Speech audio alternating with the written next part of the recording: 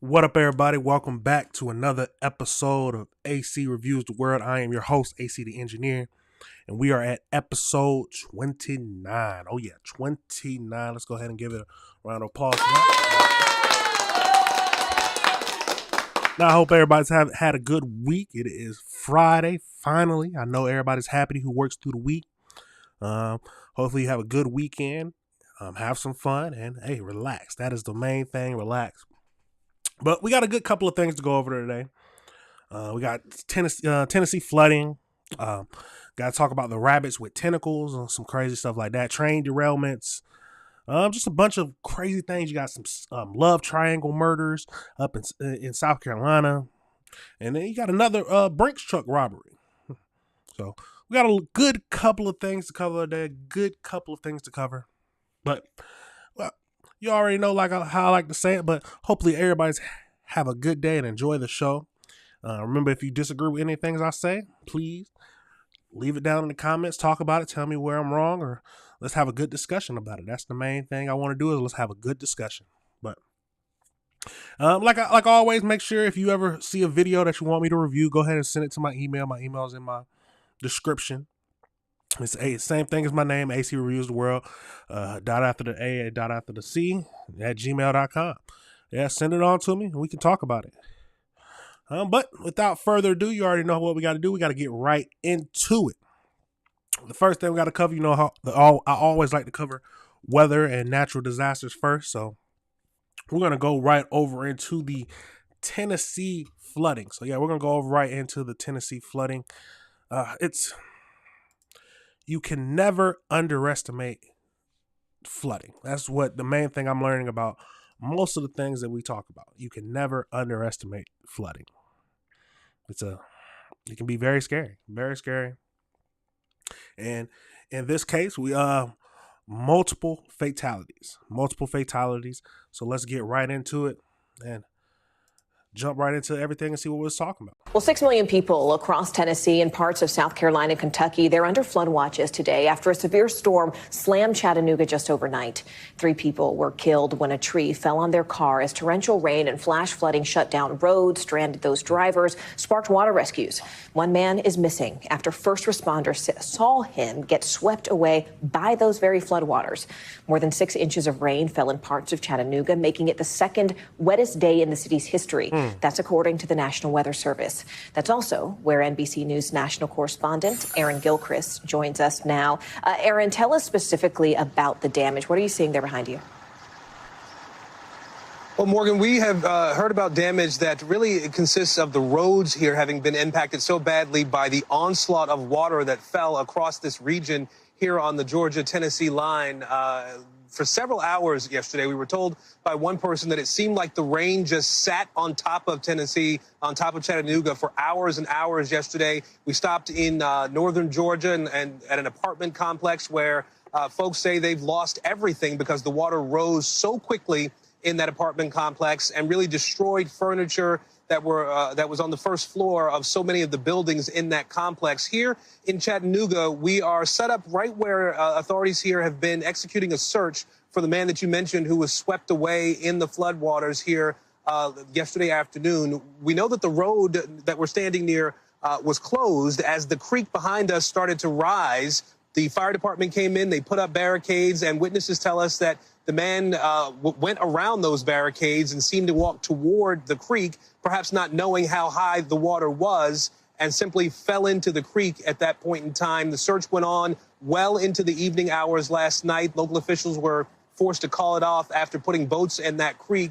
So hold on. You know the first thing I gotta say. They said he went around the barricades. He went around the barricades, and I'm assuming he didn't think that the flood water was that high and got swept away. Now, you have to, main thing, you got to be careful with your life. I'm not going to risk my life going around. If the police or the fire department put up barricades for us to stay out, especially when it's flooding, why would I cross over the barricades? So that's crazy. It's sad that he got swept away, and I'm assuming lost his life, but why would you go across the barricades? That is crazy. Let's keep going. And then resume that search earlier today while, Morgan, more rain was falling here in the Chattanooga area. Yeah, you mentioned more rain falling. I mean, what can the area expect in the days ahead?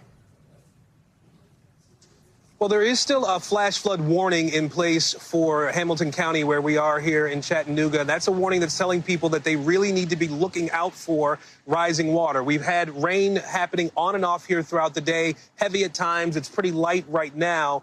And so that is what people can expect to have happening here over the next several hours, at least. As this particular area is seeing rain, as you noted, there are other states surrounding Tennessee that are also either dealing with rain currently, Morgan, or anticipate more of it to come through the evening. And we are in just a cycle where we've seen these storms coming across the Midwest and into the Mid-Atlantic and the Southeast as well for the last several weeks. That's going to continue.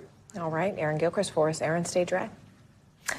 We thank you for watching, and remember, absolutely crazy. You see, some of these images are absolutely wild. You know, we got to flip through it just a tad bit.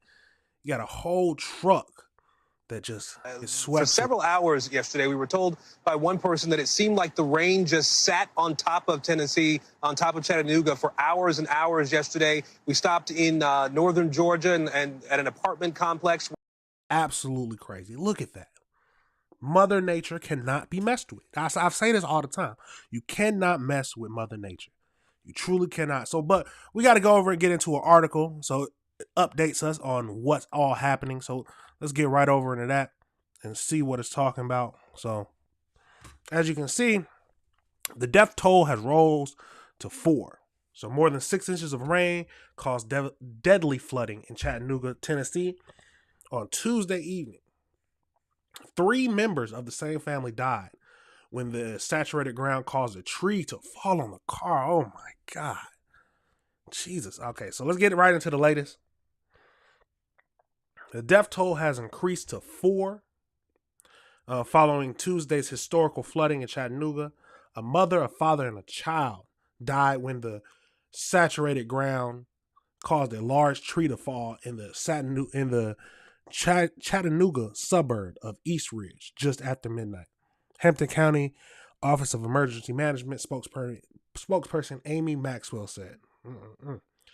Later Wednesday, people were searching for a missing man. So that's that missing man who we just talked about, who crossed the barrier after the fire department blocked off a rising creek. So he crossed the barrier and got swept away by floodwaters, according to the Chattanooga Times Free Press.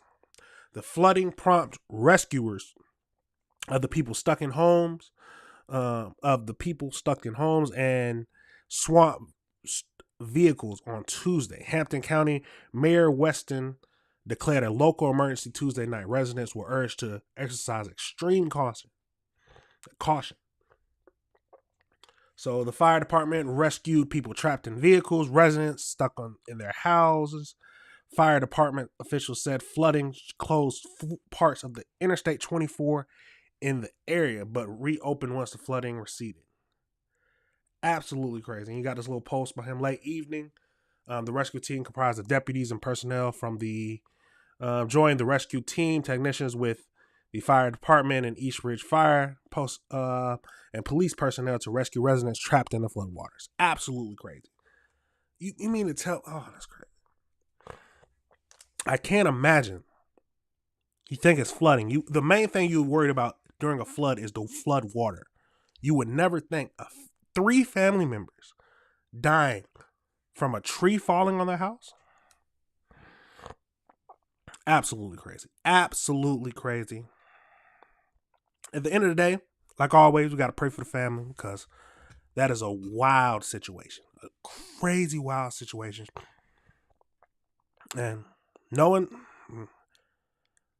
the only person who, I hate to say this, but who could have saved themselves sounds like the man who deliberately crossed the barricades to get into, let's get rid of this ad, but no, we can just get rid of it.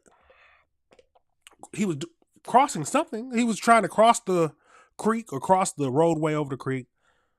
Even though it was flooded and blocked off by the fire department, he went through and crossed it anyway. Well, we like always, we still got to pray for his family, but that could have been avoided. At least that's my thinking. That could have been avoided. Now, tell me your thoughts. Hopefully, tell me if any flooding has been happening in your area that's worried you. Have you ever been trapped in the flooded home, waiting for rescuers? I can't imagine the fear that something will happen or I won't be able to get rescued. Absolutely crazy. But we had to talk about that. Like always, like I said, we got to pray for the families of the people who are suffering. We got to pray a lot. Seems like every episode we just got to pray. Got to pray for the world, pray for everybody else. Yeah, just pray for each other. Pray for each other. But the next thing we got to get over into is, I hope y'all all been seeing this. They said that tentacles have been growing on rabbits or horns, stuff like that.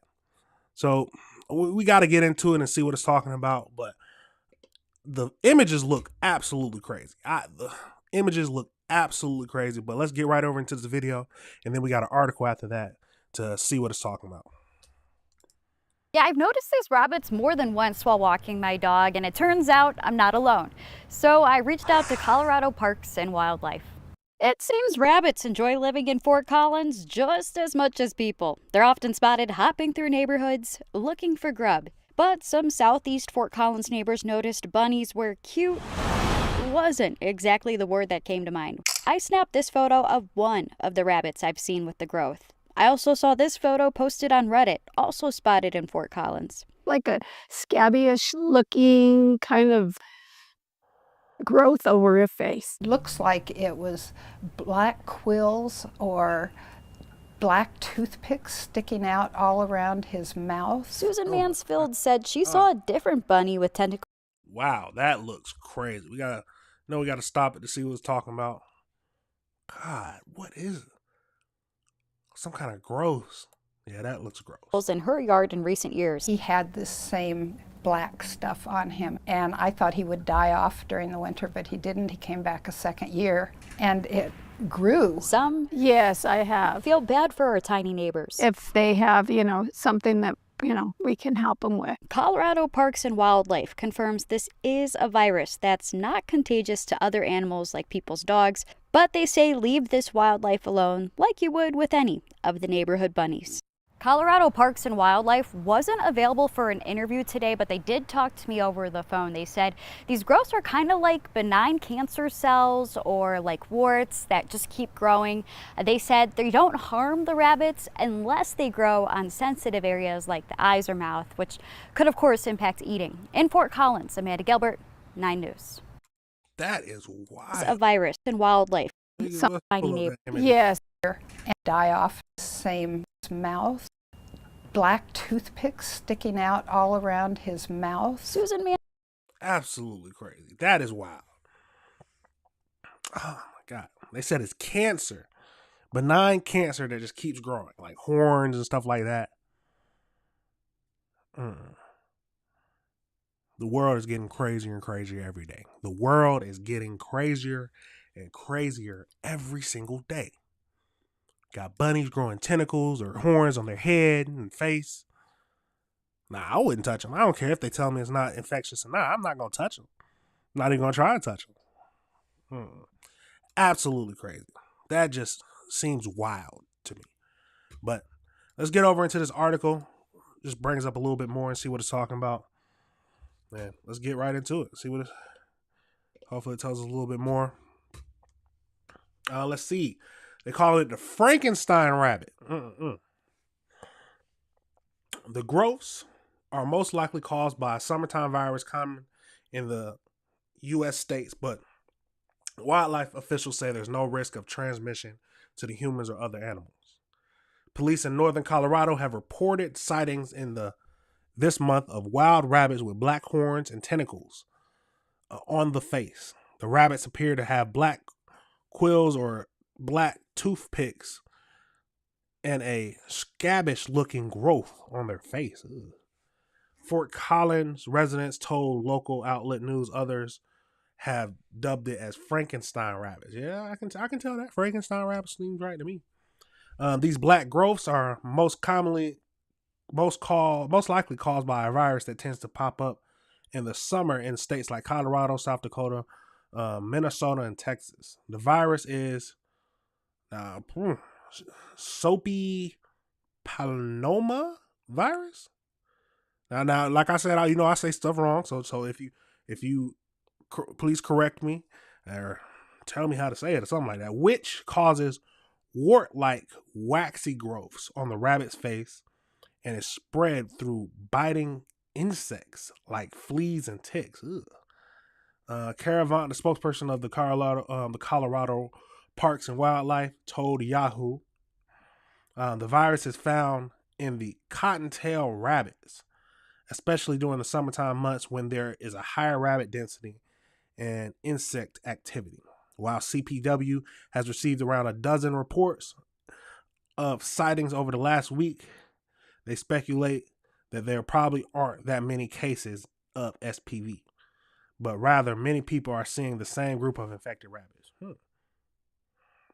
There is no risk of the virus transmission to humans or other animals. Though the CPW recommends that humans and pets should stay away from them and not interact with the infected rabbits that cross their path. See, I'm not going to touch them. I wouldn't want to touch them anyway. I wouldn't want my dog, if I had a dog, to touch them, but that's absolutely wild. However, CPW also notes that domesticated rabbits, if they are housed outside, could contract the virus from the infected insects or rabbits. What to do if you spot a rabbit? Rabbits remain mostly healthy after contracting SPV, even if the growths get very long and start to look like horns, which is why the CPW does not recommend euthanizing the affected rabbits. If someone sees a rabbit with black tumors on its head or neck, it is not concern for animal control. Okay, so don't call it animal control. There is no rehabilitation for the wild disease.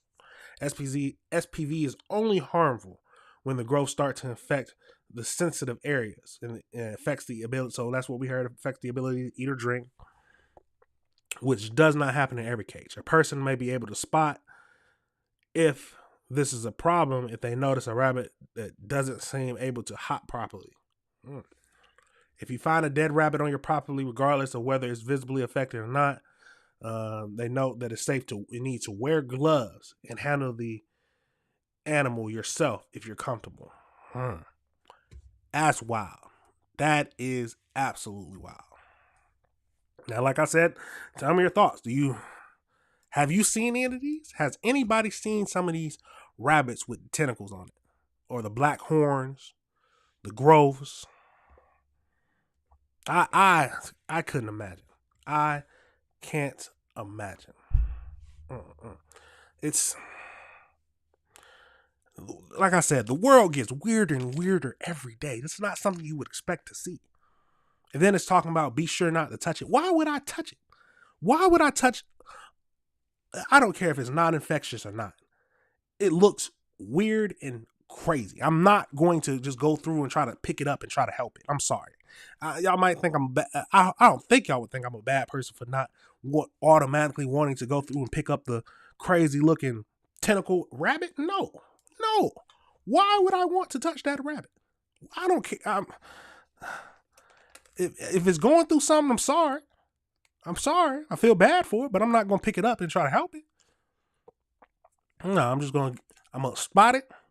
Then I'm going to get up out the way. No, I'm just go somewhere else. No, it's absolutely crazy, but I had to talk about that. I know everybody's been seeing that on social media. But the main thing is it's not infectious, and it's some kind of like benign tumor caused by the SPV virus for the rabbits in that area. They said it's not a lot of them. It's most likely just a certain same group that everybody's seeing growing with the tentacles. Absolutely crazy. Not something I would expect to see. But let me know your thoughts on that. Tell me, are you going to try to? What would you do? They say there's no point in euthanizing them. The only reason there's no point in euthanizing them. The only time it becomes harmful to them is if it's affecting their ability to eat and drink. But there's no cure. So whether they just keep growing and they have to get reduced eventually, if you have a pet rabbit, those are the people I'm thinking about. The people with pet rabbits who catch it. What do they recommend for the pet rabbits? Absolutely crazy, but we'll keep up with that to see if anything else pops out from it. But something comes up crazy every single day. Absolutely wow. Now we're gonna pivot over into, so we got to go over to Texas. We have to go over to Texas where a train derailed. Yes, I said a train derailed, and it might be some hazardous material that's flowing onto the ground. So we're gonna get right over to that and see what it's talking about. See, I've never seen a train derailment in person. I can't imagine what I would be thinking. Tell me if you've seen a train derailment ever in person, but let's get right over into this video and see what's Welcome back to Live Now from Fox. We are still getting fresh aerials live right now of this train derailment in Texas, near Gordon, Texas, about 100 miles west of Dallas-Fort Worth area. And the concern right now is this potential active hazmat leak that is happening with these cars and also tanker cars that have overturned on the trackways there. And that is definitely going to be a major concern as you see some of the smoke still in the air here near this derailment. We have first responders there on the scene, but one of the first really matters of business when these train derailments happen is you want to know exactly what's on board. So you got to locate the train manifest to see what this train was carrying and just how many loads it had of whatever is in those tankers that could be leaking now into the soil and elsewhere. So, there's 2 points here of this derailment that you're seeing, the jumbled mess right there at the bottom of your screen. You could see just about over a dozen of those tanker cars that have just been thrown off the track. And what a sound this must have made for the area here as these tankers got off the track right there. But again, first responders on the scene of this train derailment near Gordon, Texas, about, again, 100 miles west of Dallas. And this is going to take quite some time to get all the officials. The cleanup has to be unimaginable. The cleanup for this has to be unimaginable. I can't imagine. Together for them to first off check what the situation may have led to. But again, the first matter of point here is always to try to really locate where the big leaks are coming from, what is coming and leaking out, and trying to get everything stabilized before you get crews in there and close to these cars. But Sky Fox zooming in just a little bit more to see some of these cars that have been thrown off the tracks, as well as the multiple tanker cars as well. That are absolutely wild. Oh my God. And the people who are right close to it, you know that sound had to have been scary. Oh my God. That just crashing sound. Oh my God. Yeah, you wouldn't know what's happening. But we got one more video to get into. This was more just a aerial showing what's all happening and just more of the smoke and stuff like that. So this is no talking or anything like that. But let's go through it a little bit and see what it's talking about. Yeah, there's no all that. Let's keep going. It's a bridge right there, collapsing.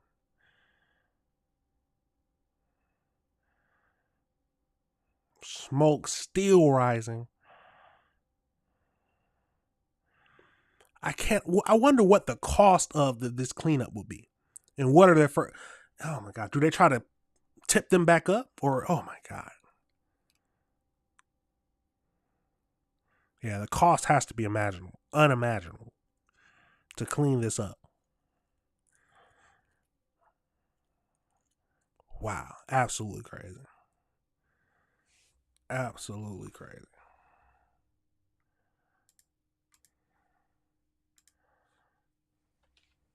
You guys see the firefighters in the background.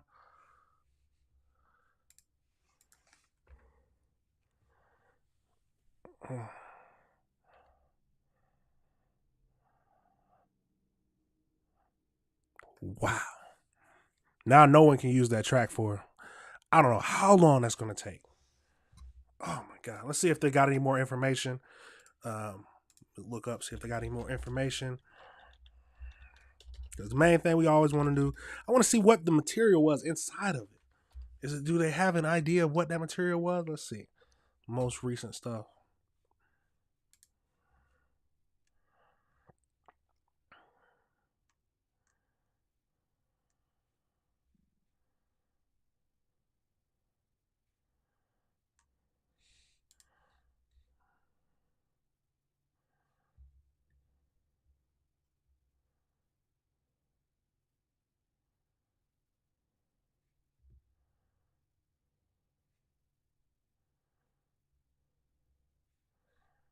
Okay, let's get over into this. So I believe we got the gist of everything. You see the firefighters spraying it down, trying to get the fire risk out of it. So let's get over into this article that I'm looking at so we can give us a little bit more information on it. Let's see what it's talking about. Oh, well, hardly any information. Hold on, let's go into... So, a train derailed with... Let's get this out of here. 35 cars carrying hazardous material derailed in Texas.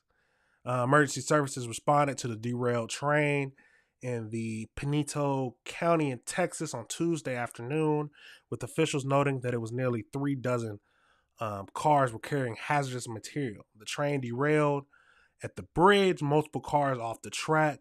On the side, no cars are leaking content, no injuries reported. What do they mean no cars are leaking content? They noted that the crew and the fire officials were on the scene, cautiously mitigating the damages and hazards. There are also incidents being treated by hazmat situations. No evacuations have been made. Officials said that the derailed train happened at 1:45 p.m. local time over Railroad Bridge north of Highway 183.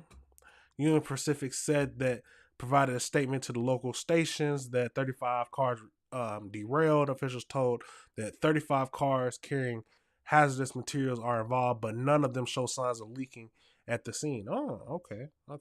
The video footage from the scene shows a grass fire with heavy smoke rising around the mangled train cars piled off the track. At this dangerous moment, who is this? So Union Pacific is under the investigation. What is this? I hope you appreciate none of that. But okay, it's saying that none of the hazardous material was leaking out.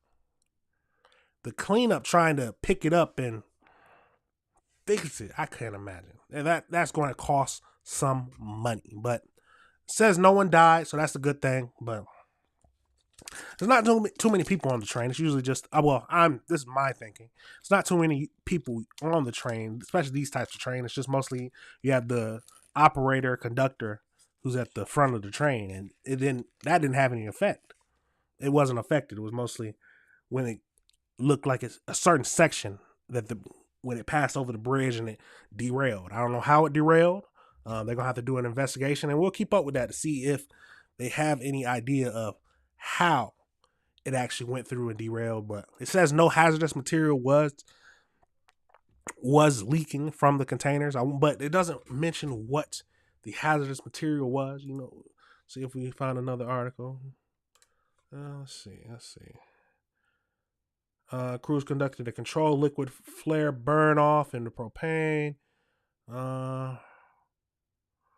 Operation scene is stable. Overturned tanker, how emergency, no cars were leaking. Yeah. Everything's saying that no cars was leaking any kind of contents. They don't mention what the contents was, but absolutely crazy. Absolutely crazy situation. That we're happy that no one has died. So that is the main thing we got to remember, that no one has passed away from this situation.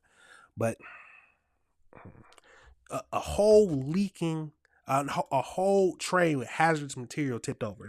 Nothing leaking, but I still would be scared of something. As soon as they try to remove it or pick it up, I don't know how they're going to break it down, but I'm scared that something's going to get lifted up and leak out. I don't know. That's absolutely wild to me. But tell me your thoughts. Have you ever seen a train derailment? Do you think something will happen? How do you think they're going to clean up, and how much money it's going to cost? Who's going to pay for that? It's got to come out of the taxpayers. I mean, but what was the cause of the derailment? That's the main thing. What caused it? Was it operational error? Was there something on the track that caused it to derail? Is there how many? Hold on, I don't even know how many trains actually derail.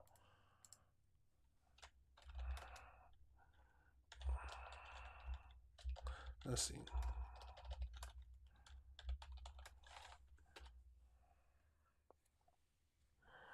Okay, train derailments happen more often than many realize, with an average of about 1,000 to 1,300 derailments occurring each year.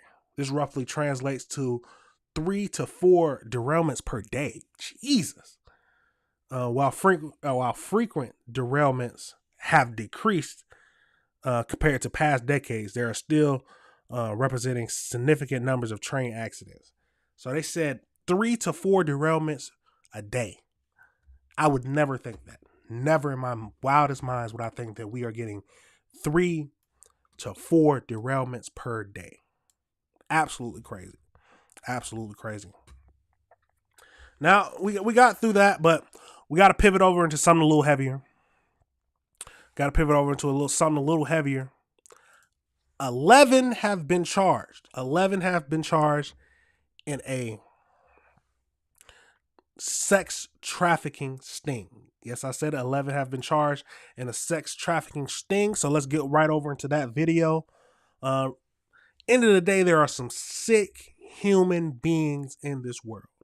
There are some very sick human beings in this world. And hey, they deserve the maximum. But let's see what they're talking about. I heard it was some young kids in there, minors or something like that. But let's jump over and see what it's talking about. Oh, federal custody. I can't forget about that. Let's get into it. 11 alleged gang members are in federal custody in what law enforcement is calling a major takedown of a vicious sex trafficking ring. Investigators say the suspects used social media and music videos to recruit young women and children, targeting runaways and kids in foster care. KTLA's Lindsay Pena live in Westwood with more on the story. Lindsay. Now, let me, I don't like to stop it too much, but first thing I have to say is, ladies and young children, please don't be trusting these people. You mean to tell me that they're looking for women? You apply, this is some crazy, it's like some stuff you would see on a crazy site. You go there, they're telling you to come and audition for the music video, and then you end up becoming trafficked and becoming forced to be a sex worker.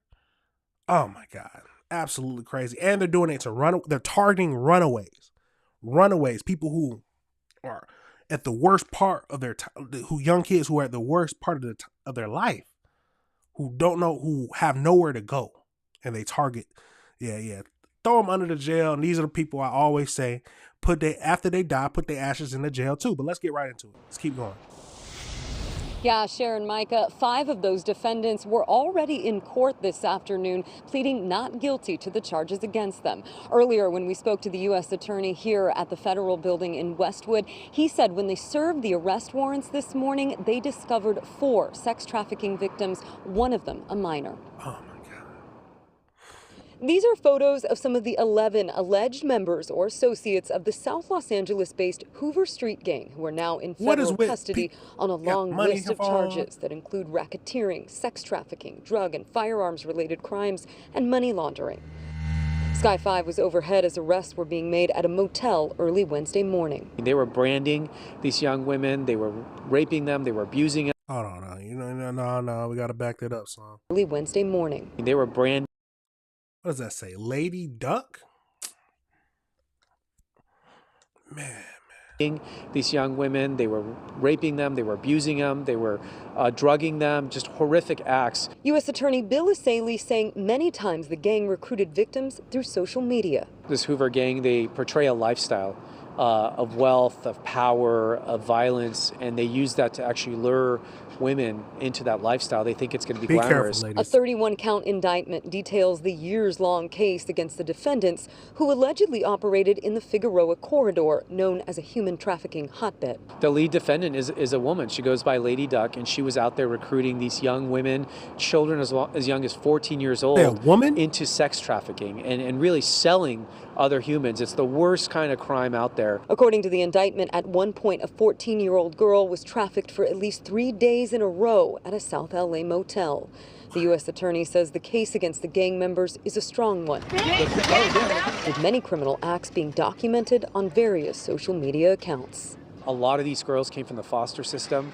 They're preying on people who are vulnerable, who don't have maybe families, who are runaways, and so we try to get them services and try to help them. Is that a girl? The U.S. Attorney's Office says trial is scheduled for October 7th for some of these defendants, and while most of them are in custody, one is still outstanding, a man named Brian Israel. If all of these defendants are convicted on the charges against them, they face 15 years in prison, and some of them could be facing life sentences. That's the latest from Westwood. Lindsay Pena, KTLA 5 News. Share Micah, back. Absolutely crazy. Let's get over into this one next video, just from a different angle. We don't know how much they're going to tell us the same, but let's get into it. 15 past the hour now. Fox News getting an exclusive look into the federal investigation of a human trafficking ring in Los Angeles, California. Now, yesterday, agents raided an area of downtown LA that is infamous for sex work. Matt Finn along for the ride to see what he saw live in LA up early this morning today. Matt, good morning. Hi, Bill. Here in Los Angeles, there is an area notorious for sex workers in and around Figueroa Street. Federal and local law enforcement tells us they decided to go after one especially bad gang that is enslaving women and children in what law enforcement says is the first ever case RICO charge here in Los Angeles for human trafficking. This is the police. We have a warrant. Come out with your hands up. Fox News exclusively on scene in a pre-dawn takedown of the Hoover Street gang that the federal government says runs a heinous sex trafficking operation, exploiting victims as young as 14 years old with the promise of a lavish lifestyle. Has he been here? Is he in the residence? Has he been here the last couple of days? In a partnered investigation, including the DOJ, Homeland Security, and LAPD, 11 suspects across LA were targeted in a RICO. Oh, you know, we got to stop it. That's what I like. We got to see who we can see all these people. Let's see. You got a girl up there, too. Is that Lady Duck? That's the, oh, my God. Absolutely crazy. Criminals. Look at this. Can't even see his face, but man, got face tats, all them face tats. Absolutely crazy. At a downtown motel used to allegedly sell women, federal agents surrounded one of their 11 suspects and took him into custody. Police say during the operation, they also rescued 4 victims, including a minor. Federal investigators say a female, Amaya Armstead, who goes by the street name Lady Duck, was a lead target and prolific human trafficker. Her moniker even tattooed on at least 4 victims' bodies. The criminal complaint describing one instance when Armstead posted a video of herself beating a woman in a convenience store, holding her down by the hair and repeatedly kicking and kneeing her. The woman Oh, nah. Hold on. We gotta stop it for a second. First of all, why where's the money? Where's the money? Oh my God. A woman sex trafficker is insane to me. But I guess anybody can do it, but oh my God. Lady Duck, and she's beating women? She's beating women. Let's back it up. Repeatedly kicking and kneeing her. The woman shouts that she's pregnant, but defendant Armstead continues to beat her. That's crazy. Now this morning, 10 out of 11 suspects are in custody, but one is still on the run. 31-year-old Brian Israel is considered a fugitive at this hour. Now, during our embed, we actually watched live as the U.S. government was tracking this guy, but then he went dark and is at large. These suspects are charged with various federal offenses, including human trafficking and gun charges. They face decades behind bars if convicted. Bill, very important reporting. Matt Finn, thank you. Los Angeles today. I'm Steve. Absolutely crazy. Absolutely crazy. Oh my God. I want to see. Where's the picture at again? Do we have it somewhere, or am I going past it? There it is. We have to pull up that picture again. So this is Lady Duck, the one who had been tattooing girls' name, got her name tattooed on a couple of the girls. Oh my God. Out here beating women, beating a pregnant woman. Yeah, there's some sick human beings in this world, male and female. And hey, send them in there for life. Oh, decades now. Leave them in there for life. They doing something crazy like this. They don't deserve to be out here with regular human beings. We're regular civilians like us. They do not deserve to be out here. Absolutely crazy. RICO charge. They flash. I never understood why they gonna flash money like that. Why are you? They got the money phone. They put up the money phone at the big and bad. Yeah. We got a music video come up here.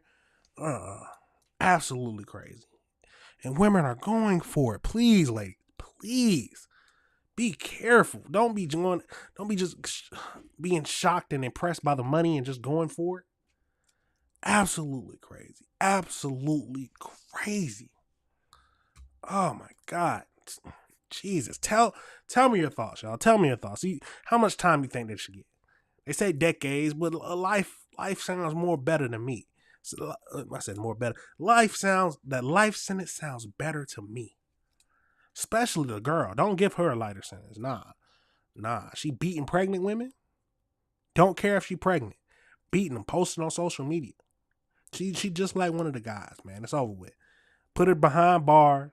And anybody like this, put them behind bars. And what I always say, after they die, take their ashes and put it in a cell. You got to have a whole wing just for the ashes of some people, of some nasty people, so their soul can stay in the prison. I mean, if you believe in souls, but hey, that's my thinking, but that's absolutely crazy. Absolutely crazy. Some people deserve to be behind bars. Some people truly deserve to be behind bars. Now we're gonna pivot now over into this wild video that caught my attention. I don't know if you've seen it yet or not, but basically an off-duty officer, it looks like she pulled a gun on a family member or a boyfriend of her family member to get the sister's phone back. Yes, I said it, to get the sister's phone back. But let's get right into this video and see what it's talking about. Some people don't deserve to be policemen or deputies and absolutely crazy. And breaking tonight, the Precinct 1 Constable's office says an off-duty deputy has been reassigned over this video showing her pulling a gun on a man during a family dispute. ABC 13's Jessica Willey live after talking to the man who had that gun pulled on him and his family. She's live tonight, Jessica. Yeah, I can tell you this video is being shared among law enforcement circles with strong criticism of this deputy's actions. Tonight, Harris County Constable Alan Rosen says that she has been reassigned to desk duty. An investigation is underway. Michael Evans did not want to talk on camera. He says he was not armed. At his family's urging, he started recording. Play with Explosive video of a Harris County Precinct 1 deputy constable not on her best day. We are blurring her face because the agency hasn't named her and she hasn't been charged with a crime. Her gun is unmistakable. The encounter happening this afternoon, the man recording in a fight, he tells ABC 13, with the mother of his child, took off with her phone. He says her sister, the deputy, chased him down in her own car. I couldn't believe it. And that's when he called his cousin. Even though he might have not been in the right at that time, it still doesn't make it right for her to take actions upon herself. It's not how things go. You can't take the law in your own hand because you got a badge. That's not right. Keisha Ross did not want to show her face, but she feels strongly about how the deputy responded. In full uniform with threats, the video shows, and all because she wanted her sister's phone back. She could have called the police to get the phone back. Harris County Precinct 1. Come on now. Come on now. You risk your job, your benefits, all to get your sister's phone back? You pull a gun on her boy or her baby father? I don't know what was happening in the whole situation, but it does not seem. I mean, it just, come on now. We got to have some critical thinking skills. In your uniform, with your gun, to get the phone? Come on, bro. Is the phone worth losing your job? And it's not even your phone, it's your sister's phone. I'm assuming she could have went to go to her baby daddy and get the phone back. I don't know how he was acting, but you pull a gun on him and force him to give him the phone back? Now, tell me if y'all think it was fine for her to do this, but the uniform, you're a police officer, off duty, pulling your police-issued firearm on a family member just to get a phone back? Absolutely. Constable Alan Rosen confirms he has seen the video.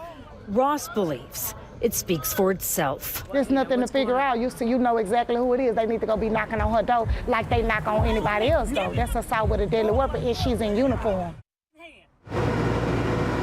And again, tonight, Constable Alan Rosen with Harris County Precinct 1 says that an internal affairs investigation is underway. He also says that, quote, the public can be assured that they will be transparent then with the outcome. Reporting live tonight.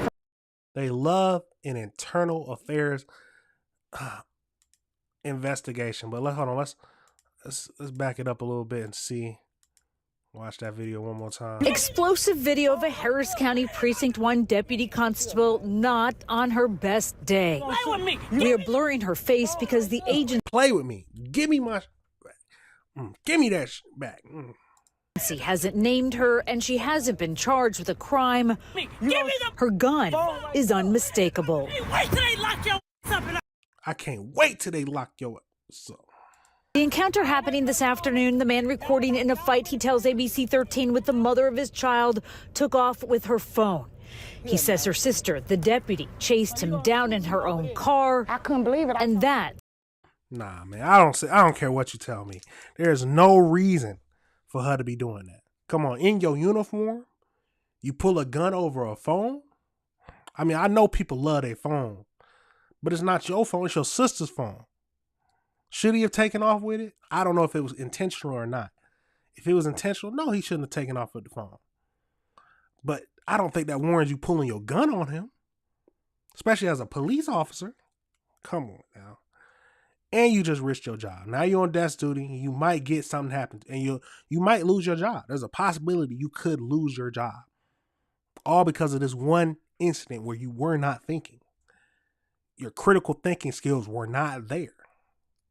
Guys, some people just aren't fit to be officers. Now, I don't know how her police record is, but if you're doing this, come on, off duty, pulling a gun over a phone.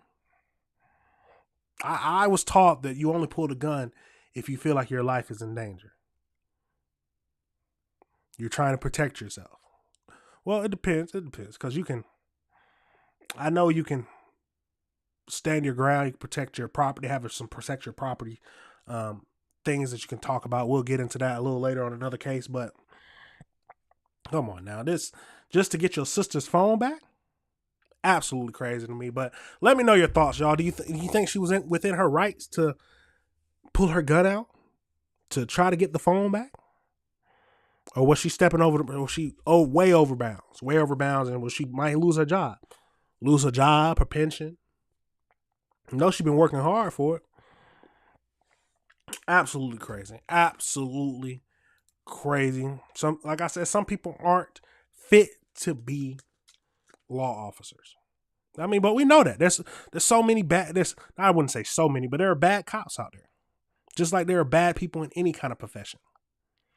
Some people just aren't fit for the job. Some people are not fit for the job. Simple as that. Absolutely wild. Absolutely wild. Now we're going to pivot again over into, what is this? Lake Winterset. Now, if I'm saying that wrong, tell me, but there was a riot.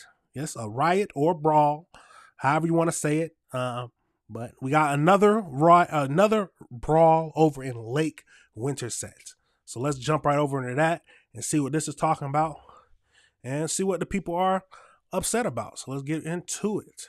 Let's get right into the big story at 5:30. Take a look at this video from Lake Winterset in Polk County.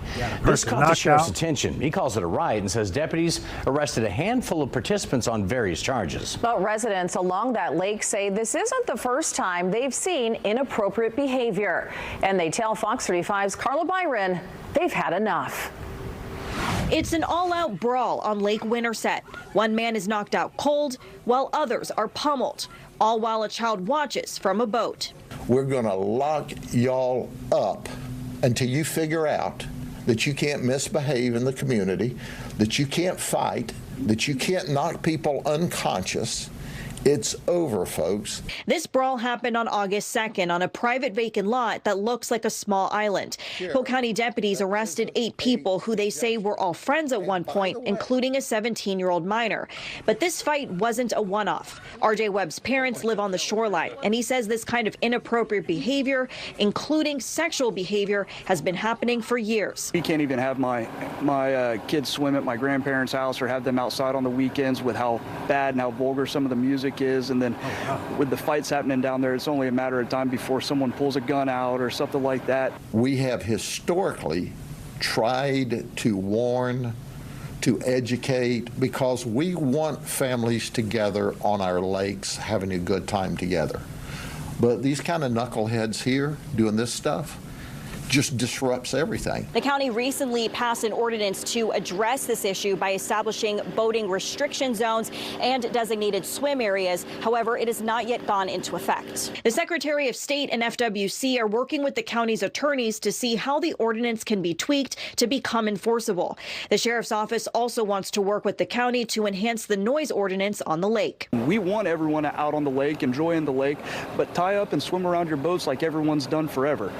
You shouldn't be in someone's backyard. You can start on the lake this weekend and get you a nice suntan before we lock you up in the jail where we don't have any sun lamps. In Polk County, Carla Byron, Fox 35 News. I've noticed he's funny. He's done some couple of, I wouldn't say. Misbehave in the community. Misbehave in the.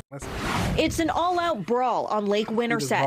One man is knocked out cold, while others are pummeled, all while a child watches from a boat. We're going to lock y'all up until you figure out that you can't misbehave in the community. Now, they said that this happens often, and luckily no one's has pulled out a gun yet, because people are trigger happy nowadays. And if you start a riot, you start swinging and start jumping on somebody, pull out a gun and there's families around, never know what can happen.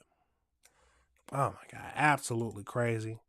Let's hear from that father one more time, because he knew what he... Including sexual behavior has been happening for years. He can't even have my kids swim at my grandparents' house or have them outside on the weekends with how bad and how vulgar some of the music is, and then with the fights happening down there, it's only a matter of time before someone pulls a gun out or something like that. Yeah, absolutely. You can't even swim at your if you own the land, grandparents' house, in the grandparents' backyard.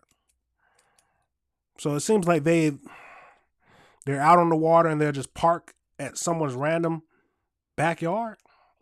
I don't know if that's what he's saying, but oh my God. Yeah.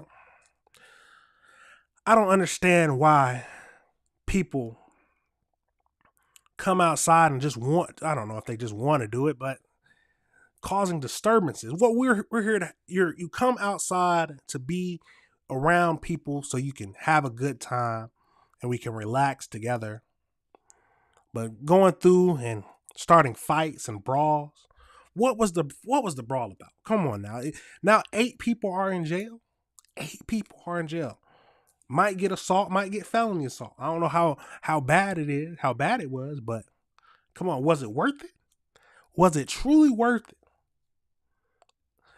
Maybe it's just the heat. The heat make people act stupid, or some people just might be stupid. Some people might be stupid. I don't know what the fight was about, but oh my God, absolutely crazy. Now 7 people are in jail. He said, what did the officer say? He said, enjoy your time. Let's go back to it. At the very end, he said, enjoy your time. Where is it at? This man. This weekend and be in someone's backyard. You can start on the lake this weekend and get you a nice suntan. Nice suntan. Before we lock you up in the jail where we don't have any sun lamps. In Polk County. Absolutely crazy. Absolutely crazy. People need to need to act better outside. What is you're fighting around children, in front of children. Come on now. We are not kids. These, I don't know how old, they said the youngest one was 17, but that's adult, man. Come on now. We can't be fighting out here like children. We got to do better for ourselves. Humankind in general, we just got to do better for ourselves. But some people will never learn. Some people, well, I can't say that. Well, no, I can't say that. Some people might never learn. And there are going to be some people who will never learn. Who will never learn to be better or better themselves. Always be out here. And then you're doing, they said it was sexual stuff on the beach. Come on now. With children around, you never know when the children's going to be out there. Yeah, send them to jail, man. Send them to jail. So hopefully they'll learn their lesson. They can come out and be a productive member of society. And if they go on to the lake, they're going to relax. Not cause any riot. No, man. I'm not trying to be fighting nobody. Absolutely crazy. But we had to bring that to our attention. I seen another riot. I saw that on YouTube, another riot. So we had to bring it up. We had to talk about it. But let me know your thoughts. How much time you think they should get? I wonder why they were fighting. Why are they fighting? Was it over? Most fights between men always happen over one of the main reasons is women. So I don't know if it was a woman involved but hey, one kid got knocked clean out on the ground. Absolutely crazy. Absolutely crazy. I will say it wasn't as bad as that. It still didn't look as bad as that Cincinnati riot or Cincinnati brawl or hate crime, however you want to see it. But hey, we need to do better before ourselves. We need to do better for ourselves. Absolutely crazy. Now, like I said, leave me your thoughts in the comments and let me know if I'm off about this. Tell me if I'm off. Tell me why are more people fighting? I'm happy there are more people fighting than pulling out guns. Or at least that's what we're seeing. But, well, no, I'm not. We're not. We're seeing guns are still prevalent to where people will pull out a gun and do some crazy things. But people are fighting. People are fighting.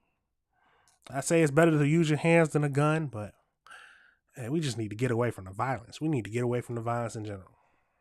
Absolutely crazy. Now we're going to pivot. We're going to move over into our next subject. That in South Carolina, a murder, a love triangle murder. Yeah, I said it, a love triangle murder. It's always something, man. It's always something to do with some kind of relationships that gets people caught up to where they're gonna ruin their lives, and it looks like there was teens too. Some teens, and look how young these people look.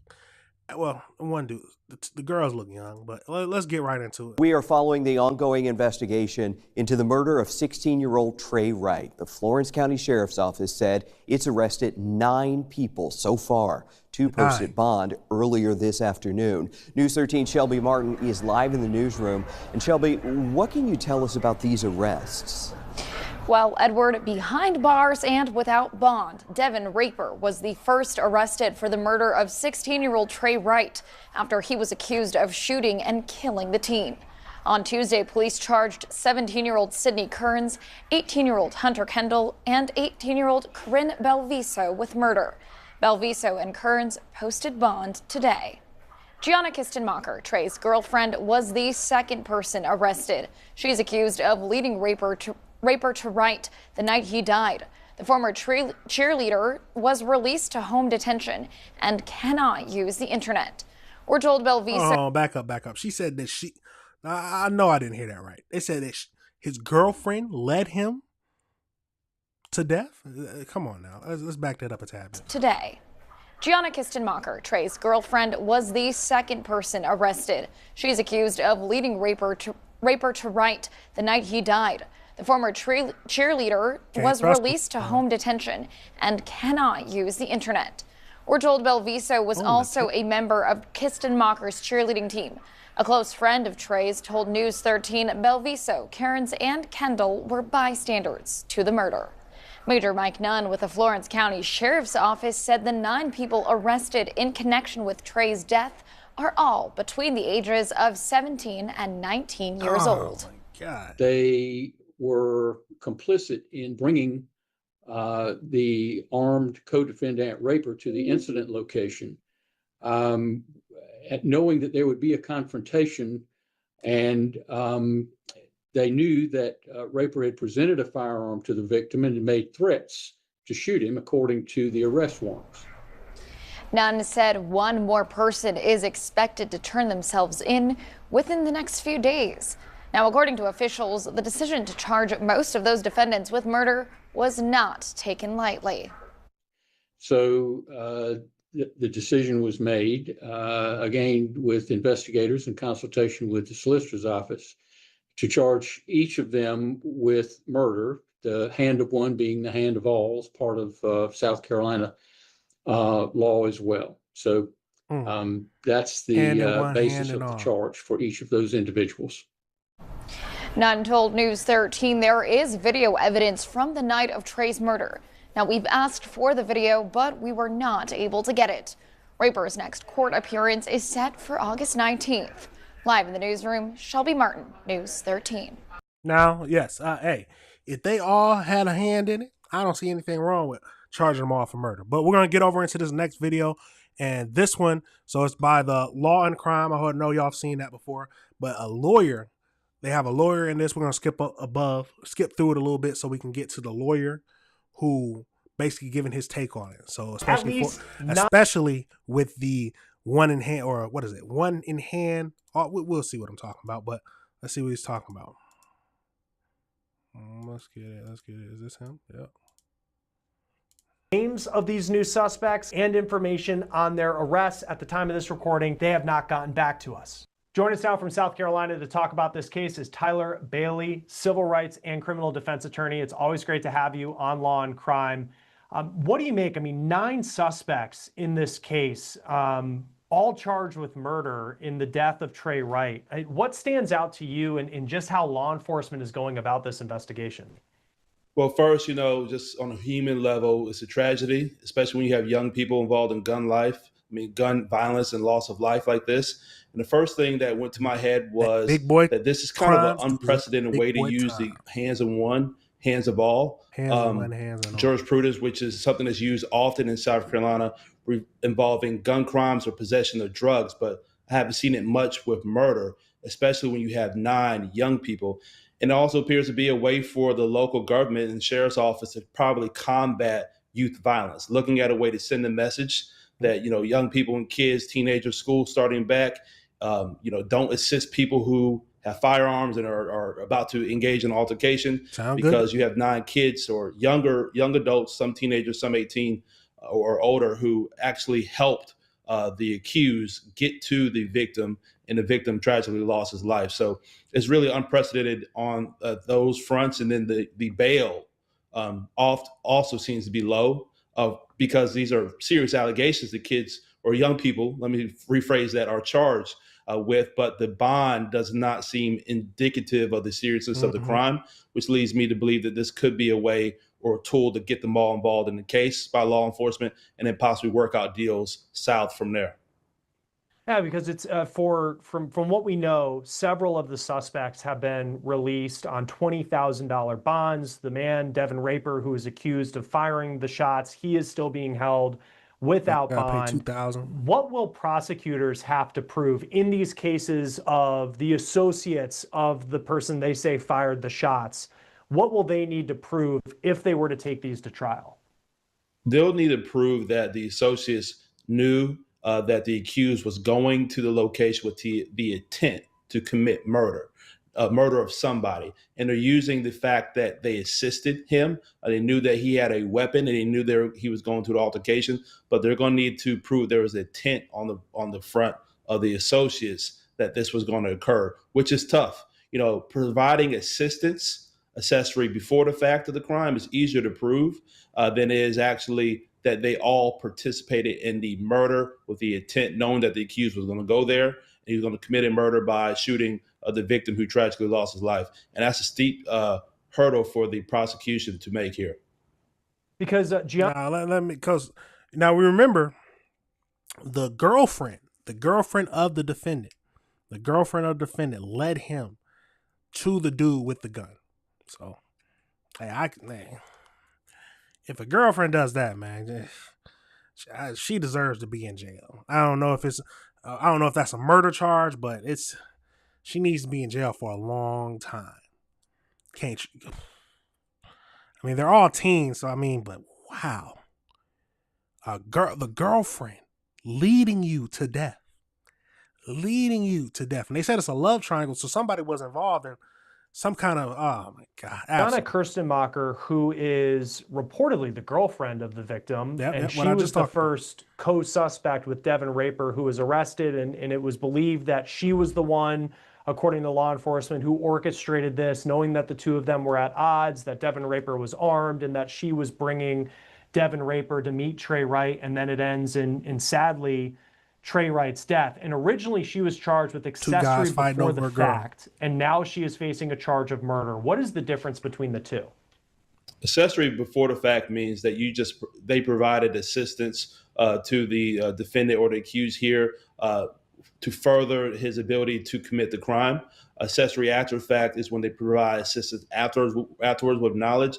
But accessory before the fact means that she knew that he was going to go there and he wanted to, use his firearm to engage in murder, attempted murder, or something like that. And she helped him do it by orchestrating the whole thing. Murder, which is a lot of a steeper hurdle, means that she went there and actually helped him commit the murder. It's a little difference. It's a legal distinction. I think that the sheriff in the interview that I saw, he said that he was very methodical in speaking with the solicitor's office and investigators before upping the charges to murder for her as well. Accessory before the fact to me seems easier. And also is something that this case could be pled down to maybe if they dismiss the murder charges later. Because you think of some of the other people involved, and we don't know, we have arrest warrants that kind of say the same thing as Gianna Kirstenmacher's arrest warrant, where it was they knew, according to this, that Devin Raper had a gun and he was going to go to Trey Wright, and they knew that there was going to be an altercation that was going to lead to his death. And then there's also reportedly video of what happened, which that hasn't been released to the public as of yet. But in the case of Devin Raper, and he's accused of being the person who fires the shots, how much do the other cases, the 8 other people, does their case kind of hinge on Devin Raper? Because let's just say if he was able to be found not guilty in this for whatever reason, how does that impact then the other people who have been charged with murder if they're not the ones who were accused of firing the shots? It'll be nearly impossible to charge the others with murder if the accused is acquitted at trial or if this case is dismissed. I mean, the evidence seems to be pretty strong that, he fired a gun and he killed the victim here. But the other ones are being charged from what we can see based off the warrants right now for providing the assistance and helping orchestrate the murder. If he's acquitted, then there's no way that his associates or his friends or whatever you want to call them, who are also charged with murder, could be charged, because the main culprit, the shooter, would be found not guilty, acquitted, or have the charges dismissed. Now, absolutely crazy. Absolutely crazy. A love triangle. Two guys after the same. Well, this is my inferences. They didn't explicitly say this, but they called it a love triangle. So you got two guys going after the same girl. I'm assuming the girlfriend.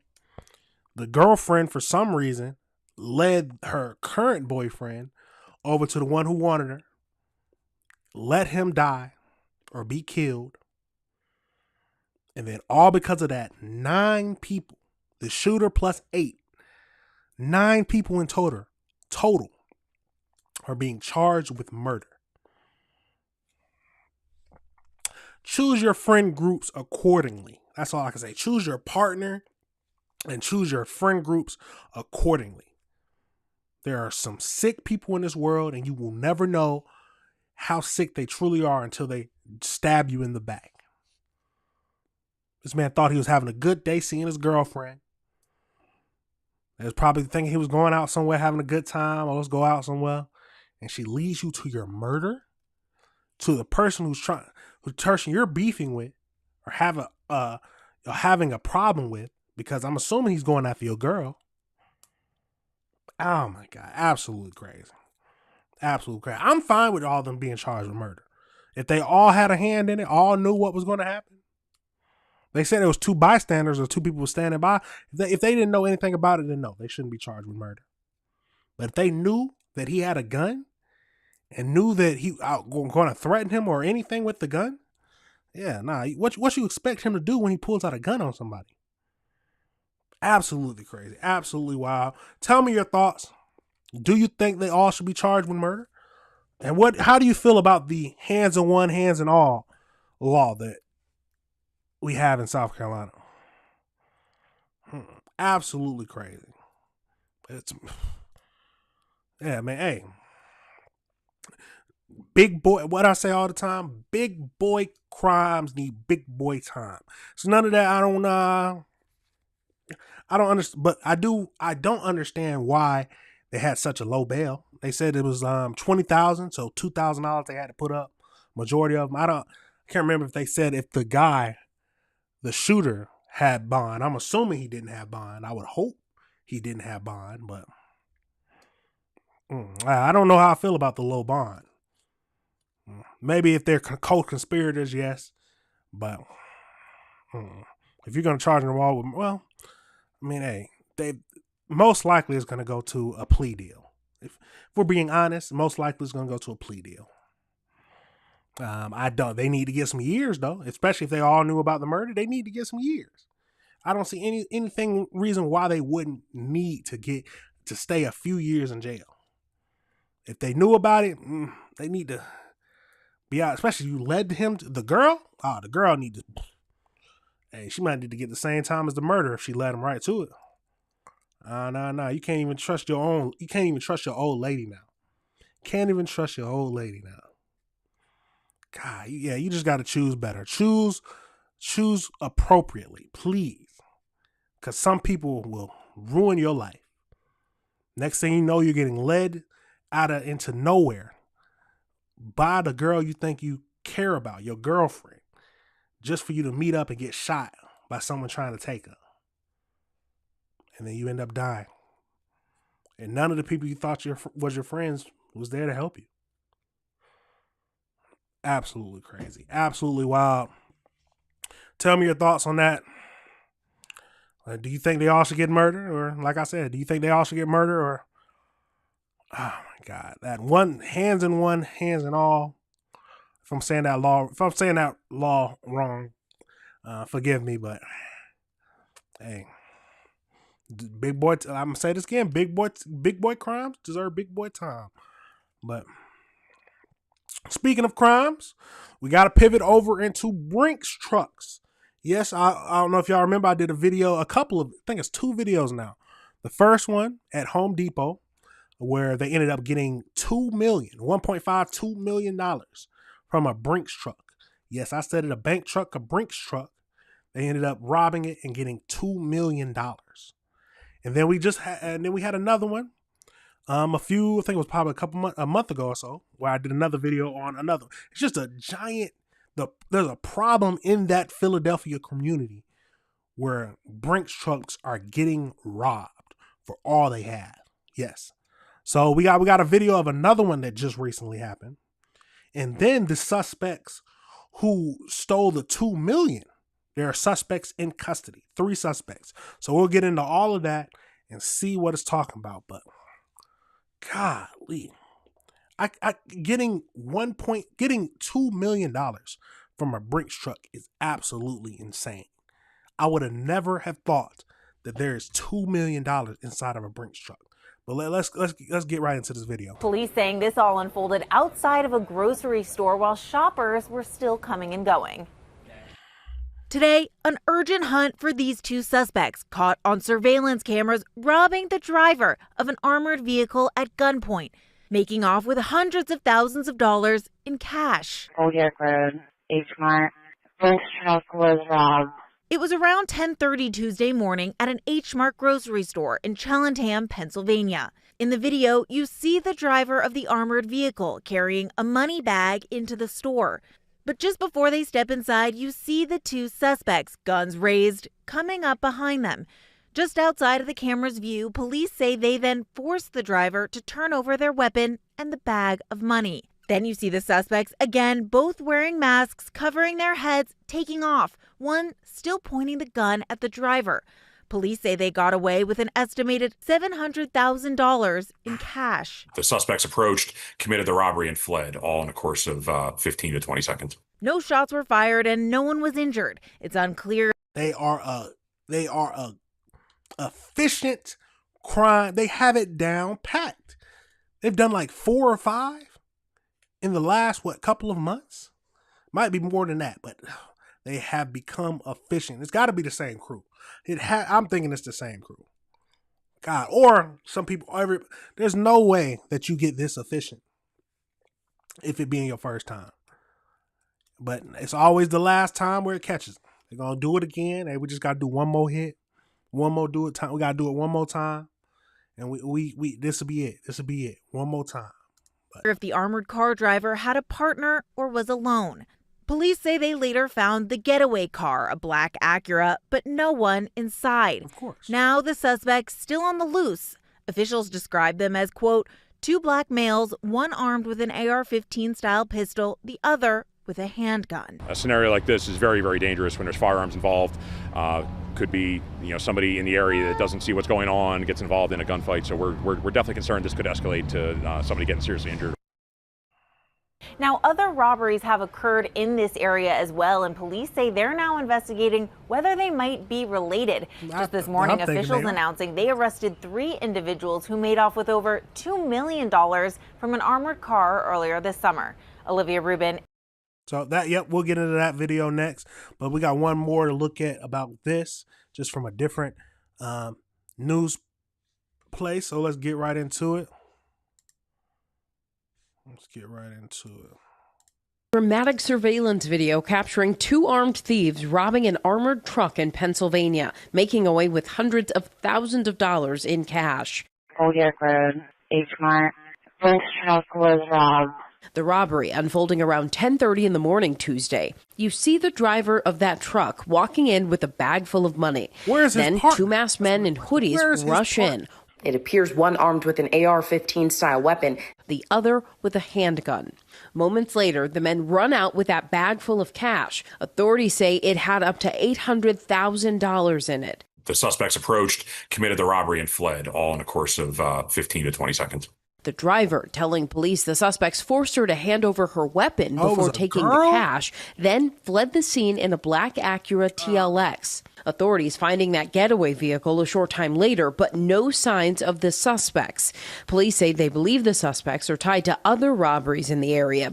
Back in June, 2 armed thieves robbing a Brinks truck at this Home Depot, getting away with $1.5 million in cash. Yeah, it's been ranging from 1.5 to $1 million. But we seem like we got the gist of this. So let's go into that next one where they break down the suspects who got away with $1.5 to $2 million. So let's see what it's talking about. Federal authorities announcing charges against 3 men arrested in connection with that Brinks truck robbery in June. Over $2 million in cash stolen.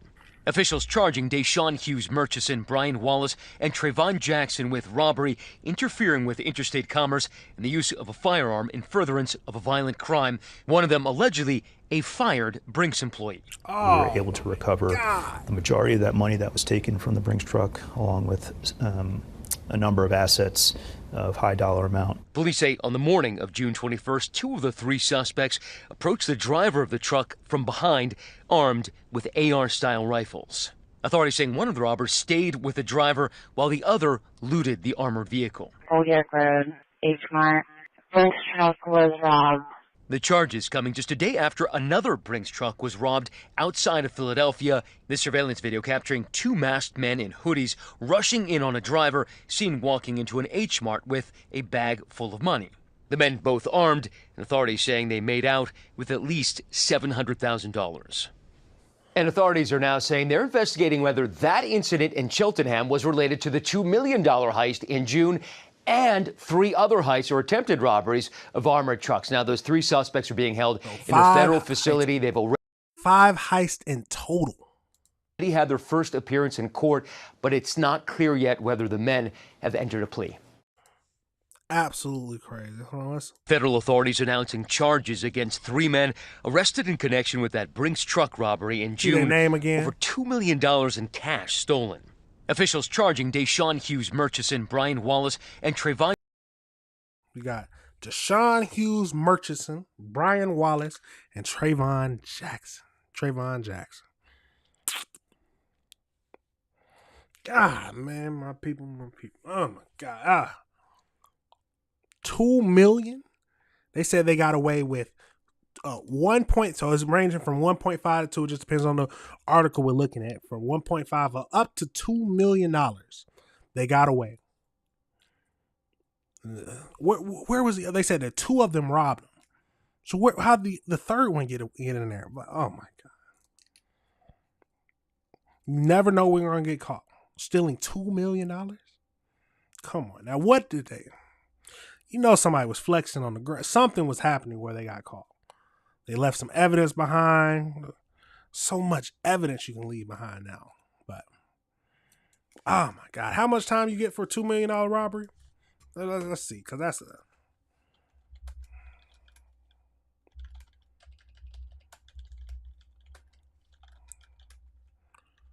armed robbery. So, well, I don't... Where was this at? This was in Philadelphia?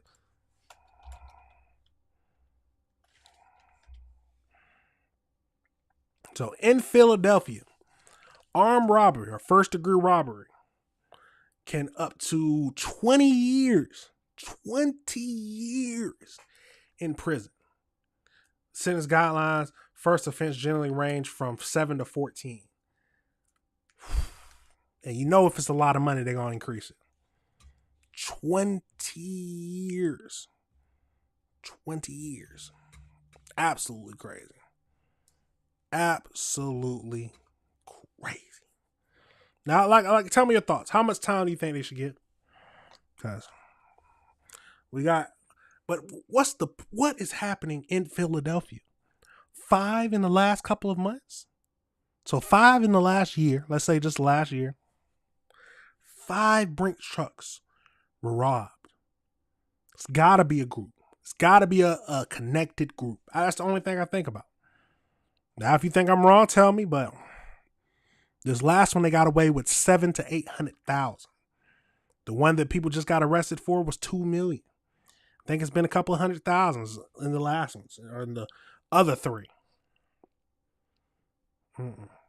But they gonna see they gonna get caught because they're gonna do something stupid. They always doing something stupid, robbing Brinks trucks, robbing, armed robbery, any kind of stealing. I think is stupid. I truly do. But people love to mess up. People love to flex on the Instagram. People love to, I'm going to do it just one more time. It's every time they say it, we're just going to do it one more time is when something goes wrong. We're just going to do it. This is the last time we're getting out of the game. Yes, it's the last time, and then you're going to jail. Absolutely crazy. But we'll see. Let's see if we got any pictures or anything like that. You know, we like to see. Let's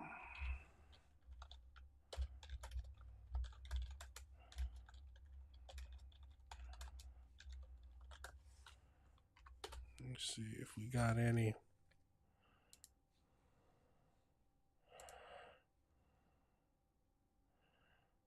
Nope.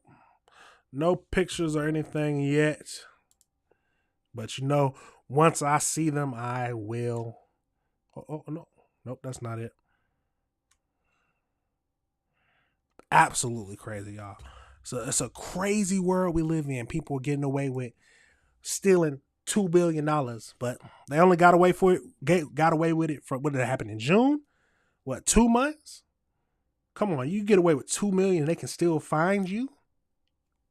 Come on, bro. That's crazy. Absolutely crazy. I would never advocate for anybody doing some kind of crimes. But you steal 2 million, 1.5 to 2 million, and you're still findable? Come on. Now, people are crazy. People are stupid.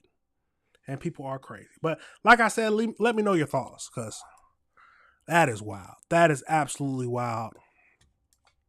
And you would, hey, they big, like I say all the time, man, give them some time, man. They're going to be in the jail.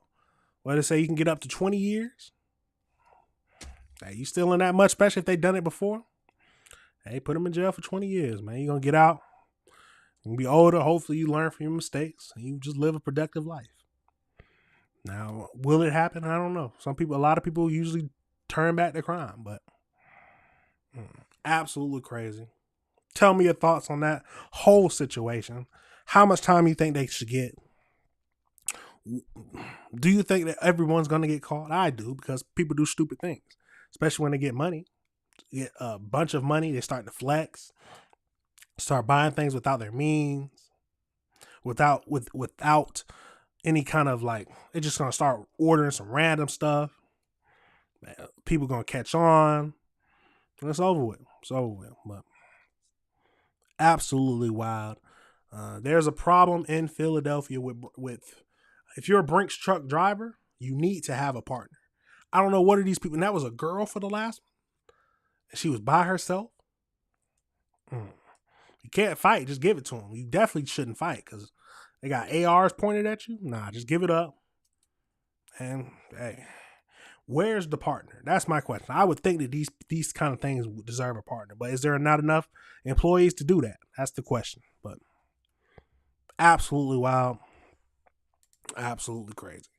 Now we're going to go into a little something more lighthearted that I found funny, or it would, I can't imagine the anger I would feel, but a neighbor has been arrested for blasting the horns and sirens constantly throughout the night and throughout the day. He was finally arrested. So let's jump over into that and see what this whole situation was about. Get right into it. And we have breaking news tonight involving this neighborhood nightmare playing out in Van Nuys. New video tonight showing the man responsible for blaring horns and sirens being taken into custody. It's a saga we've been following for 2 days, and tonight the LAPD is taking action. Eyewitness News reporter Tim Caputo live in that neighborhood with the new video and the latest information. Tim.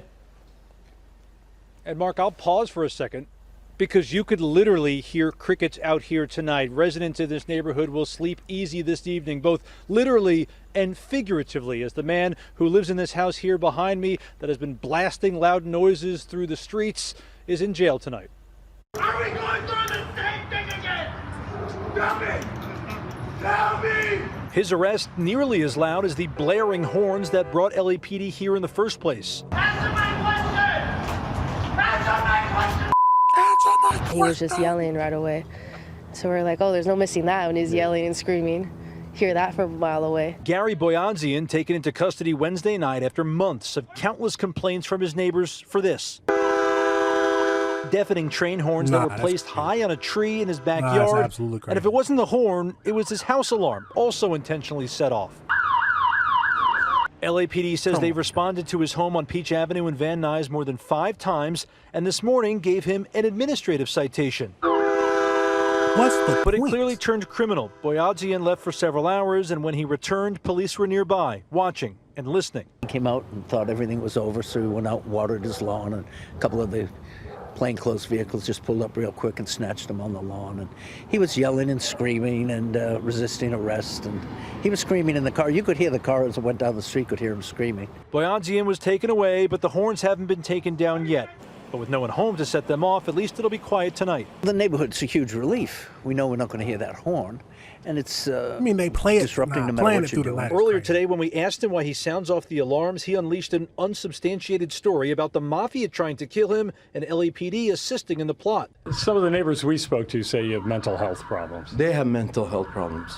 My problem, he wants to kill me. My life is in danger. If they don't want to seem to understand it, that's no problem. LAPD hasn't said what they've charged him with just yet, but for neighbors it's moot, because for the moment, silence never sounded so good. Finally. Yeah, so now we can relax and just live our lives the best way we can. It is unclear at this point how long he will be detained. His family members are actually still here right now, including his mother. She's been here most of the evening. I tried to talk to them to understand their view of this entire ordeal, but they did not want to speak tonight. We're live in Van Nuys. Tim Caputo. Come on now. What? He said the mafia is trying to kill him. So what does the horns do? The horns are going to stop somebody from killing you? What is this? Just making people aware of your... I don't know, man. People are... He sounds like he got some help. He got some mental health issues. I don't... absolutely crazy. You blare horns and sirens, or horns and then your house alarm throughout the night? Nah, that's crazy. I would lose it. Especially if I was his right next neighbor. Oh my God, I would have lost it. I would have lost it. I can't imagine, man. I am never an advocate for violence. I will never advocate for violence. But oh my God, I'm taking the things down. The cops are going to have to arrest me. I'm not going to swing at them, nothing like that. But the things are getting taken down and destroyed. Oh my God, absolutely crazy. Tell me your thoughts. How would you feel if your neighbor was just black? Hold on, we got the video right here. Let's back it up some so we can let's back it up. Are we going through the same thing again? Tell me! Tell me! His arrest nearly as loud as the blaring horns that brought LAPD here in the first place. Answer my question! Answer my question! He was just yelling right away. So we're like, oh, there's no missing that when he's yelling and screaming. Hear that from a mile away. Gary Boyanzian taken into custody Wednesday night after months of countless complaints from his neighbors for this. Come on, deafening train. Come on, what are y'all doing? Oh my God. Horns that were placed high on a tree in his backyard, and if it wasn't the horn, it was his house alarm, also intentionally set off. LAPD says they've responded to his home on Peach Avenue in Van Nuys more than 5 times, and this morning gave him an administrative citation. But it clearly turned... Nah, man, if that's right beside my house, man, I don't know. Yeah, the horns are getting taken down. The horns are getting taken down. I don't know how I'm going to get up there. If I got to, I'm going to shoot them down. Because ain't no way. There's no way you can be blasting that throughout the night. They said it was happening for months. Months? Absolutely crazy. Absolutely crazy. And you didn't even know he's not going to stay in there for long. Let's be honest now. He's not going to stay in there for long. What's the crime? Obsessive noise? Breaking noise ordinance? he was fighting the police, so they might throw in resisting arrest. But he's not going to be in there long. And if he was doing this, he's going to do it again. Or they might give him a citation to where if he does it again, they call him, he might get sent right back to jail. That'll be nice. Yes, that as soon as he does it again, you can call the police, and then they'll come arrest him because he's doing it again. But he's talking about the mafia trying to kill. What is the horn? What are the horns and the alarm going to do? What are they going to do? Except piss off your neighbors. I never understood why people are fine with pissing off their neighbors. These are people you want to live with, especially if this is going to be your forever home. Majority of those neighbors are going to be around for a long time, unless you're in like a high transitioning neighborhood where it's constantly people moving out. High rollover. I don't know how they call it in the real estate game, but oh my God, nah, man. Some people just do not care what they do, and they don't care who they disturb. Because if that's going off at night, man, it would drive me insane. Especially if he's my right next neighbor. My neighbors right now are amazing people. Amazing people. Got an older woman on one side and this younger couple on the other. Fabulous. If I need something, I'm fine. They're fine. They're fine with me going to ask them. And just like if I'm fine if they come over here to ask me. I couldn't imagine if one of them just started blaring horns. I'm thinking something has gone wrong mentally that they started doing this. But like I said, tell me your thoughts on that. That was a wild situation. I just had to bring that up because I don't know what I would do in that situation, especially if they said they were dealing with it for months. And they had a flyer up saying, "Do you hear the horns? This is where it's going. This is where it's coming from. Call the police." So they've obviously called the police several times, but just having a horn is nothing crazy. But absolutely crazy. Let me know your thoughts. How much time do you think he's going to get? And do you think he's going to do it when he gets back out? I think so. He's going to do it when he gets back out. But hopefully he has something in place, or the courts have something in place to where he does it again, he goes immediately back to jail. Immediately back to jail. I don't know who's looking for him. I don't know if the mafia is really looking for him. But blaring and putting your face on the internet and you causing your face and being arrested and showing where you are doesn't seem to be smart to me. Does not seem to be smart to me, everybody. But like I said, tell me your thoughts. That is wild. That is absolutely wild.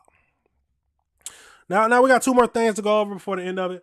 We're gonna pivot over into a U-Haul. Yes, a U-Haul drove into a cannabis facility, and they ended up kidnapping a guard. Yes, I said it. It drove into a cannabis facility, and they ended up kidnapping a guard. So let's jump right over into that. People, oh my God, you can see their faces now. Some people are insane. Let's get right into it. Residents living next to the HP Lab Group Processing Center are concerned about their safety. You don't know what's going to happen the next day now? Those fears growing after an alleged break-in at the cannabis center around 1:30 Friday morning. An on-duty Hazel Park cop got wind of the incident because of a cloud of smoke and debris seen in the area. It led her near the center, and this is what she saw. Observed a U-Haul truck go past her, traveling away at a higher rate of speed. She also observed a hole in the side of the building.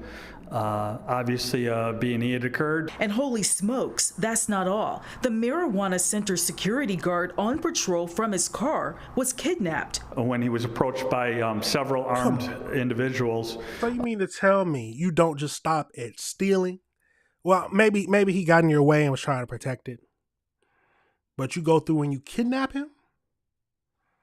Adding more charges, adding more time. That removed him from the vehicle at gunpoint. The security officer was then duct taped. His hands were duct taped. His mouth was also duct taped, and he was placed back into his own vehicle.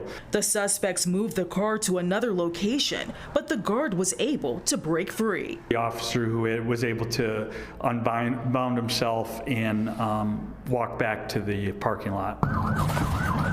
In the meantime, a police pursuit to stop the U-Haul continued into Detroit onto I-94. The Chalmers area exited, and the vehicle finally stopped where the suspects had fled on foot. A short time later, police say these two suspects. Come on, bro. Hold on, man. Let me. You know we got to look at these people, man. God.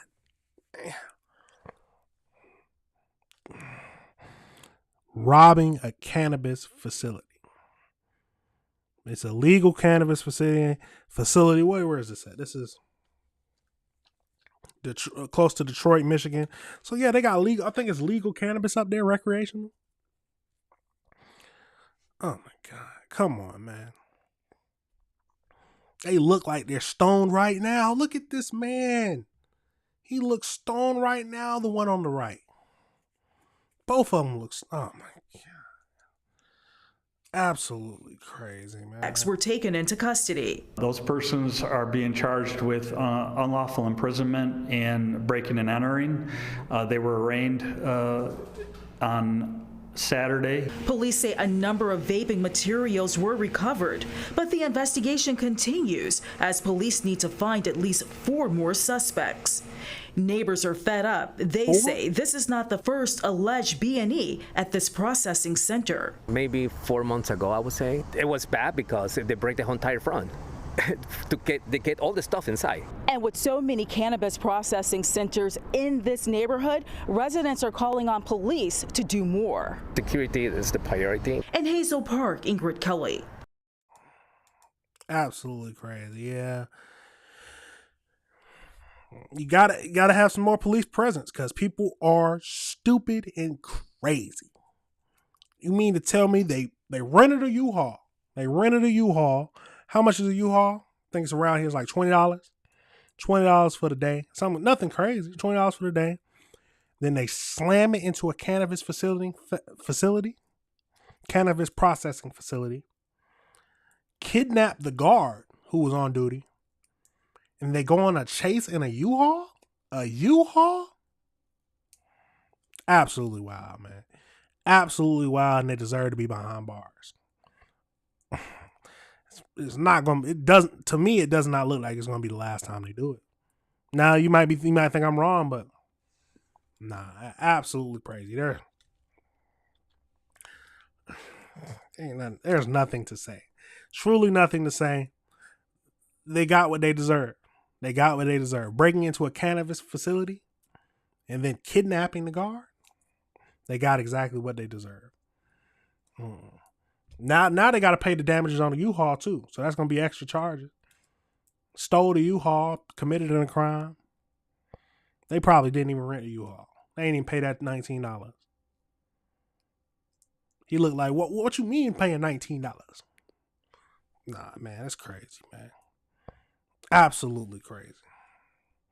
Now they in jail. I don't know how long they're going to stay in jail, but they need to stay in there for a while. Learn their lesson, but looking at them, they ain't going to learn the lesson. They not. We got to be honest about some people. Some people just not going to learn their lesson. Absolutely crazy. Tell me your thoughts on that. How much time you think they should get? People are renting U-Hauls now to commit crimes. You can't even drive fast in a U-Haul. U-Haul ain't even fast. What you mean?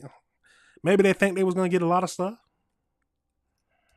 Man, it's a crazy world we live in, y'all. It's a crazy world we live in, but we got to keep reviewing it. But this last thing we're going to get into now is a USPS carrier is pled guilty to stealing checks out the mail. Yes, if you're missing your check, he might have got it. He might have got it if he was in this area. He might have got your check. Hey, he was out there spending big.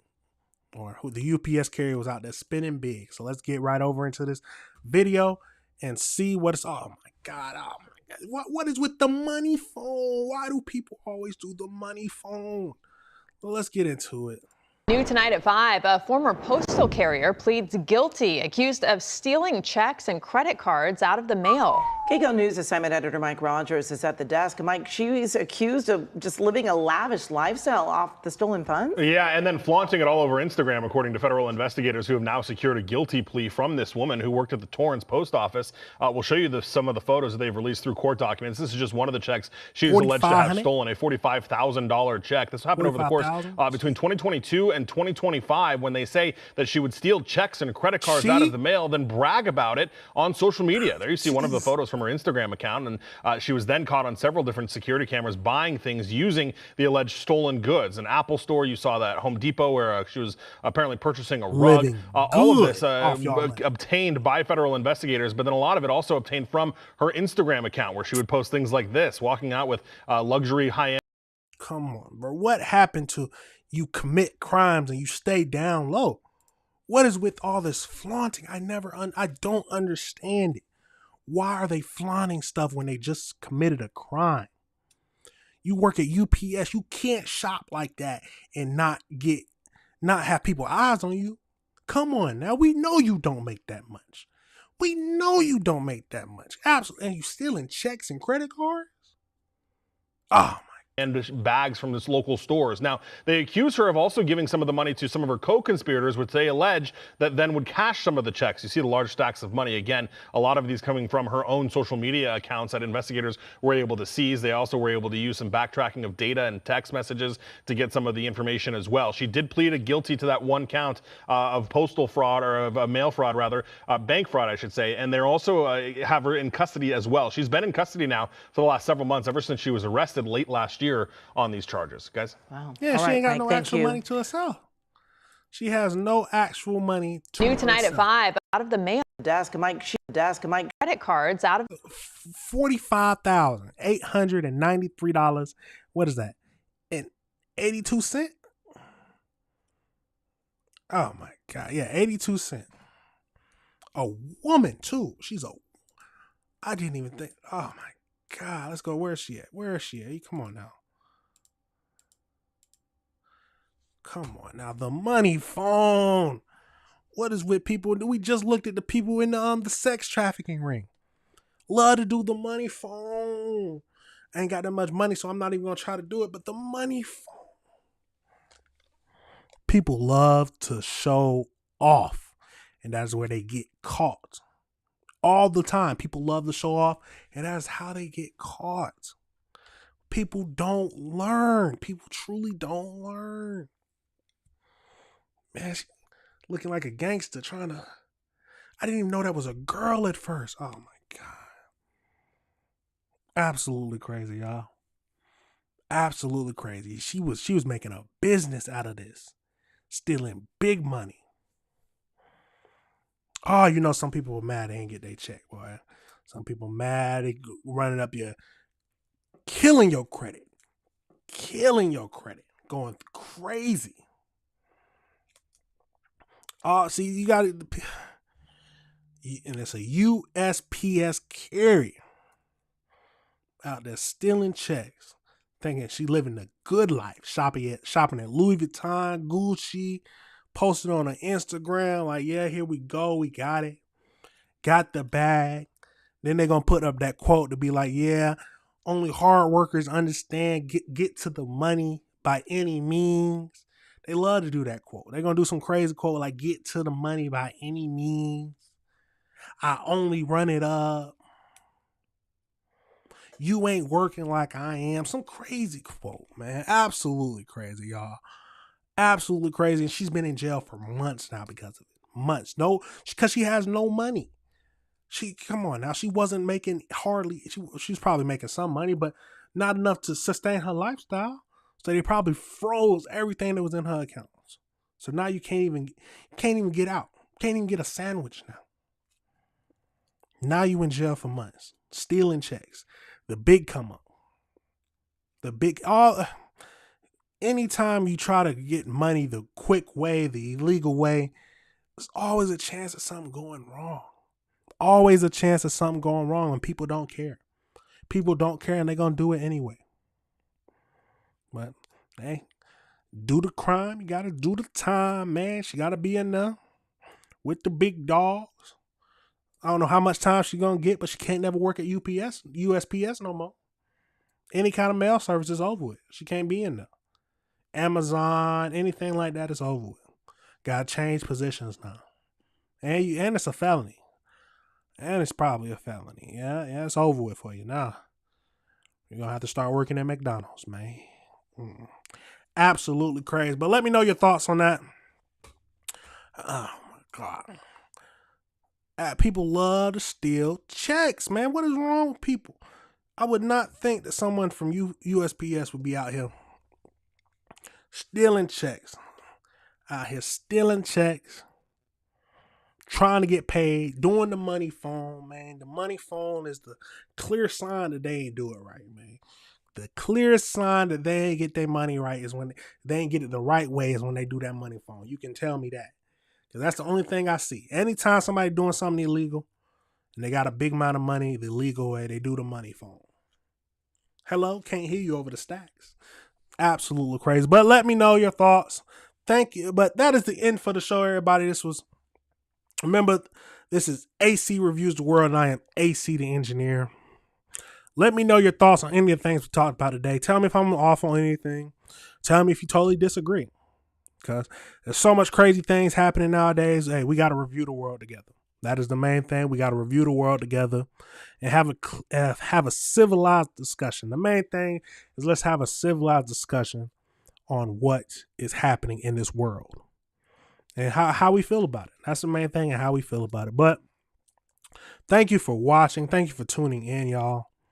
Thank you for watching afterwards. And you already know these videos will be broken down so you can get the gist of if you find a certain video that you like. Yeah. But go through and check out the channel. I got a lot of videos up there, a lot of crazy things that's been happening all around the world that, hey, we just need to review together. We got to review it together. But you already know I got to play the outro because, hey, that's the end of it. But it's time to get to work. It's almost 8. Hopefully you have a good rest of your day. And I will see y'all at 8 a.m. tomorrow on Saturday so we can get right to it. Yep. Thank you for Jesse. Thank you for jumping in and catching the stream. Thank you all, whoever's watching. I know it's early, but hey, we gotta get to it somehow. Hey man, my mama always said early birds catch the worm. Early birds catch the worm. We gotta get right to it and get right to work. But yep, I gotta end it now because got work to do. But hopefully everybody have a good weekend and I'll see you tomorrow. Peace.